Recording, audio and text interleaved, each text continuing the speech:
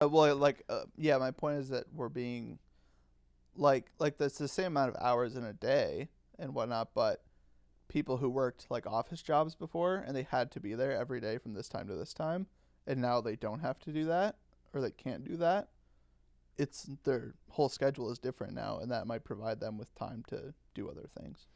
Yeah, you're going to have more free available time because you're not commuting or you're not doing other things for your job. But still, people are working from home. So their time is spoken for, kind of like at their just Yeah. like as if they were at the office. So you could say maybe they have their commute time back and some breaks with their family and stuff.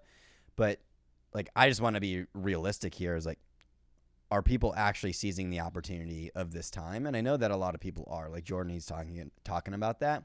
So you can spend time with your family. But what are you doing with your family? You're not just in the house together, stuck together. That's not quality time. You're not just all in your rooms watching YouTube or TikTok videos individually.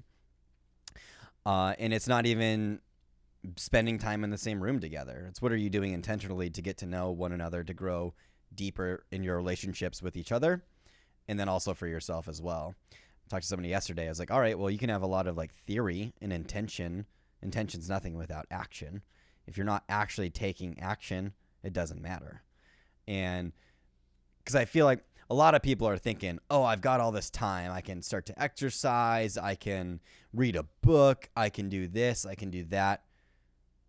It's just they're thinking they're doing it out of the idea of convenience, meaning that they're probably not going to do much of it at all. They're like, oh, well, I'm going to watch YouTube an extra hour today because I have an extra hour because that's what I would do anyways.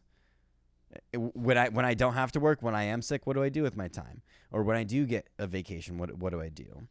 Is I just look at it as like, hey, if you're not doing this stuff already, what's the big difference? Like, yes, you will. We have all got a little bit of a slap in the face, like, hey, wake up. But what are you going to do with that wake up call? I'm going to say, hey, great, I've got all this time. And then you're just going to go back to scrolling down Instagram all day. Or you're going to say, hey, great, I've got all this time. I've been wanting to do some stuff. Let me be disciplined and actually do some stuff.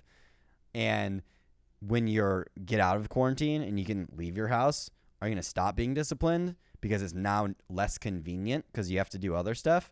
Or are you going to use this time, the next 2 weeks, whatever it turns into, to slowly build the habits day over day, one step at a time? Read a book for 10 minutes. Exercise for 10 minutes if you've been doing nothing. Start to build the habits so that way you can continue it after you have the freedom to get out of the house and do whatever you want again. That's my perspective. I mean, I always want people to live up to their most positive intentions, but I also understand human nature. And I've talked to enough people who are wishful thinkers and they're not action takers. They have pipe dreams. They're willing to talk. They're willing to even read, but they're not willing to actually do the work. Yeah. Because the work sometimes really freaking sucks. But it's usually worth it in the end.